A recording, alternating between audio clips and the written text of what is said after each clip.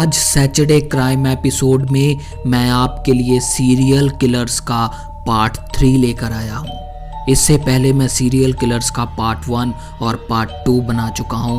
Part 1 में मैंने आपको अमेरिका के 5 सीरियल किलर्स के बारे में बताया था और पार्ट 2 में अमेरिका के सीरियल किलर जॉन वैन गेसी के बारे में आपको जानकारी दी थी। आज के एपिसोड सीरियल किलर्स पार्ट 3 में मैं आपको पाकिस्तान के जावेद इकबाल के बारे में बताने जा रहा हूं, जिसने 100 बच्चों का बड़ी बेरहमी के साथ कत्ल कर दिया था। इस किस्से की शुरुआत करते हैं एक प्रेस रिपोर्टर से, जो एक घर में चोरी छुपे घुसा। वो उस घर का मुआयना करने गया था, उस घर के हालात देखने गया था।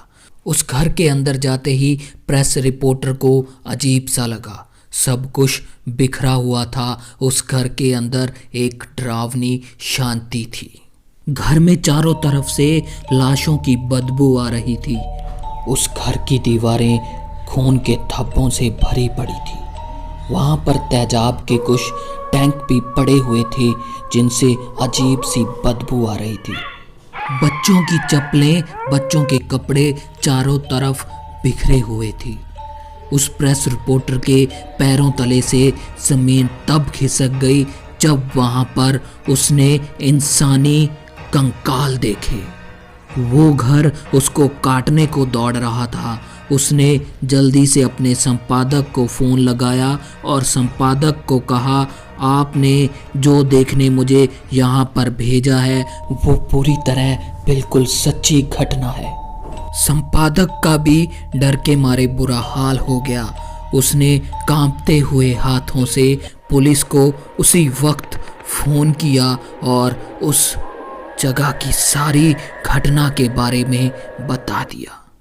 पाकिस्तानी पुलिस ने भी ज़्यादा देरी नहीं दिखाई और वो जल्दी से संपादक के ऑफिस में पहुंच गए। पुलिस ने संपादक से पूछताछ करनी शुरू कर दी। पूछताछ के दौरान संपादक ने बताया कि मुझे कुछ दिन पहले एक खत आया था। उस खत में जो लिखा है वो सही है या गलत, इसके बारे में पता करने के लिए मैंने अपने रिपोर्टर को उस घर में भेजा था। उस खत में लिखा हुआ था कि मैंने 6 साल से लेकर 16 साल के बच्चों को मौत के घाट उतार दिया है। मैंने 100 बच्चों को अगवा किया था और उनके साथ दरिंदगी का मंसूबा पूरा करने के बाद उनका जंजीर से गला घोंटकर उनकी हत्या कर दी। बाद में मैंने डेड बॉडीज को छुपाने के लिए उन लाशों को तेजाब के टैंक में डाल दिया और उन लाशों को वहीं पर गला दिया था। खत भेजने वाले शख्स ने उस खत में तेजाब में कितना खर्चा आया, कितने का तेजाब उसने बाजार से लिया था, सब कुछ उस खत में लिखा हुआ था। उस खत में उस आदमी ने, उन बच्चों ने कौन से कपड़े पहने थे, कौन सी चप्पलें, कौन सी जूते पहने थे, सब उस खत में लिखा हुआ था। जहाँ तक कि उसने खत में बच्चों की शक्लें कैसी थी, उनका हुलिया कैसा था, उनकी हाइट, उनका मोटापा, पतलापन कितना था, इसके बारे में भी पूरा खत में लिख दिया था। मैं इस खत को पढ़कर बहुत ही ज़्यादा चौंक गया था। इस खत में आदमी ने किस जगह पर बच्चों को मारा था, उनकी लाशों को गलाया था, उस जगह का पता भी इस खत में लिखा हुआ था। इसीलिए उस पते पर मैंने अपने रिपोर्टर को भेजा था, क्योंकि मैंने ये सब बातें अखबार में छापनी थी। बिना सबूत के मैं अखबार में इसको छाप नहीं सकता था।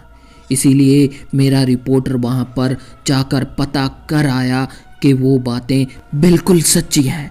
अब अखबार में छापने के लिए मेरे पास सबूत भी हैं और मैंने आपको, यानी कि पुलिस को भी इत्तला कर दिया है। अब आगे आप देखिए। इतनी बात सुनते ही पुलिस वालों में हफड़ा थफड़ी मच गई।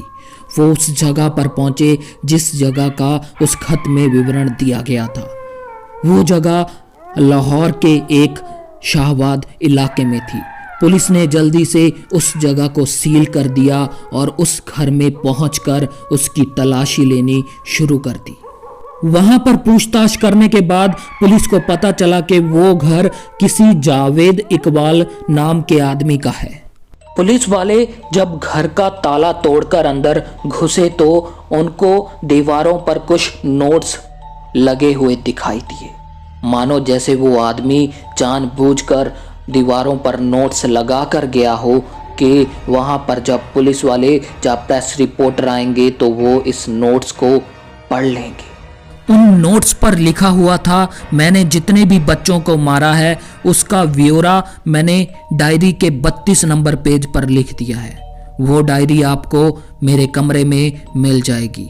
मैंने कुछ लाशों को ठिकाने अभी नहीं लगाया है। जब ये लाशें पुलिस को मिलेंगी तब तक मैं मर चुका हूँगा, क्योंकि मैं रावी नदी में कूदकर आत्महत्या करने जा रहा हूँ। वो नोट्स पढ़ने के बाद कुछ पुलिस वाले रावी नदी की ओर भाग गए और कुछ पुलिस वाले वहीं घर का मुआयना कर रहे थे।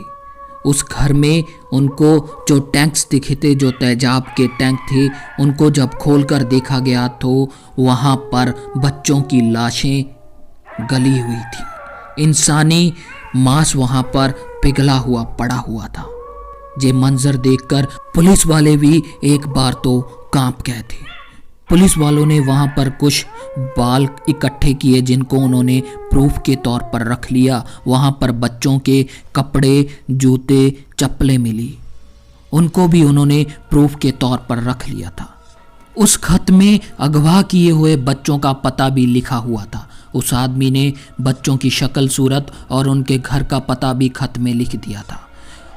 उन घरों में जाकर जब पुलिस ने पता किया तो वहां पर पुलिस को ये जानकारी मिलती है कि उन घरों से बच्चे सच में लापता हुए थे। धीरे धीरे इस घटना की खबर पूरे इलाके में आग की तरह फैल चुकी थी। अब लोगों में भी डर का माहौल बन चुका था। इतनी भयानक घटना के बारे में सुनकर लोगों का कलेजा कांप गया था। जो पुलिस वाले वहां पर छानबीन कर रहे थे उनको एक फ़ोन आया और फ़ोन की दूसरी तरफ भी पुलिस वाला ही था। उसने उन पुलिस वालों को बताया कि हमने कातिल को रावी नदी पर पकड़ लिया है।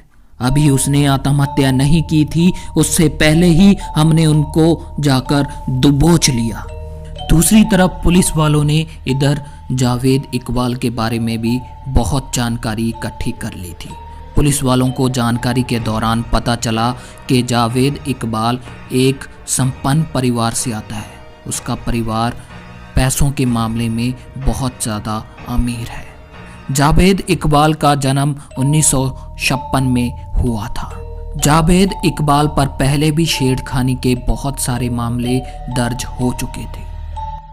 जावेद इकबाल की और मिली जानकारी के अनुसार पुलिस को पता चला कि जावेद इकबाल समलैंगिक था, जिसकी वजह से परिवार में उसका लड़ाई झगड़ा होता ही रहता था। परिवार में उसकी इज्जत भी बहुत कम थी। उसके भाइयों के साथ भी उसकी नहीं बनती थी। इतना लड़ाई झगड़ा होने के बाद उसके पिता ने उसको लाहौर में एक अलग बिजनेस खोल दिया और घर में भी उसको अब अलग कर दिया गया था। सारी संपत्ति को बांटकर उसका हिस्सा उसे दे दिया गया था। उसने भी स्टील का ही कारोबार लाहौर में खोल लिया था। अब वो अपने कारोबार में मजबूर बच्चों को काम पर रखने लगा। जो बच्चे घर से भागे होते या जो बहुत गरीब होते उनको अपने काम पर रखता, क्योंकि वो उन लड़कों की मजबूरी का फ़ायदा जल्दी उठा लेता था। उसने वहीं पर रहने वाले लड़कों को कपड़े दिए, रहने के लिए जगह दी, खाने के लिए खाना दिया। उनके लिए वो अच्छे काम करता, लेकिन रात को उनका जो हशर होता था वो उससे तो खुदा भी कांप जाता। कई बार जावेद इकबाल की शिकायतें पुलिस स्टेशन भी गई थी, लेकिन जावेद इकबाल ने बच्चों के घर वालों और पुलिस वालों को पैसे देकर उनका मुंह बंद करवा दिया। बच्चों के घर वाले तो बदनामी की वजह से चुप बैठ जाते और पुलिस वाले रिश्वत लेकर अपना मुंह बंद कर लेते थे। बच्चों को फांसने के लिए जावेद इकबाल ने एक वीडियो गेम की दुकान भी खोल रखी थी। जब बच्चे वहां पर वीडियो गेम खेलने आते वो चुपके से कुछ पैसे नीचे फेंक देता था। बच्चे जब उन पैसों को चुरा लेते या उठा लेते, अपनी जेब में डाल लेते, तब जावेद इकबाल उनको डराता धमकाता कि मैं तुम पर चोरी का इल्ज़ाम लगा दूंगा।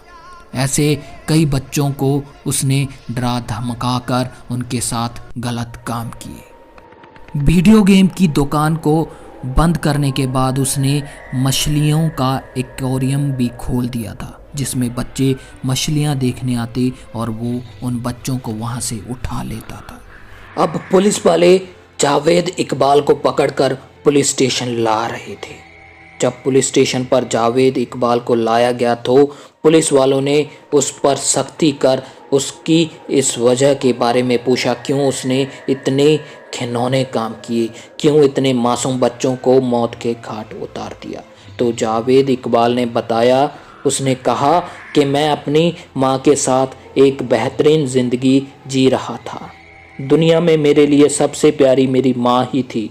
वो मुझे बहुत प्यार करती थी और मैं अपनी माँ को बहुत प्यार करता था, लेकिन इतनी अच्छी ज़िंदगी दुनिया वालों से मेरी देखी नहीं गई।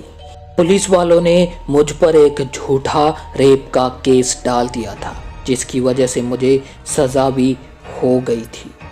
जब मेरी माँ मुझे जेल में मिलने आती तो वो बहुत ही ज़्यादा रोती।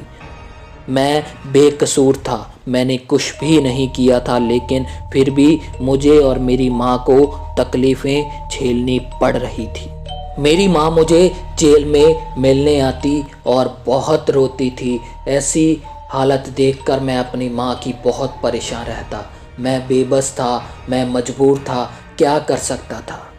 मेरी माँ ने मेरा इंतज़ार करते करते अपने दम तोड़ दिए थे। वो मुझे छोड़कर इस दुनिया से जा चुकी थी। मेरे दिल में अब बहुत गुस्सा भर चुका था।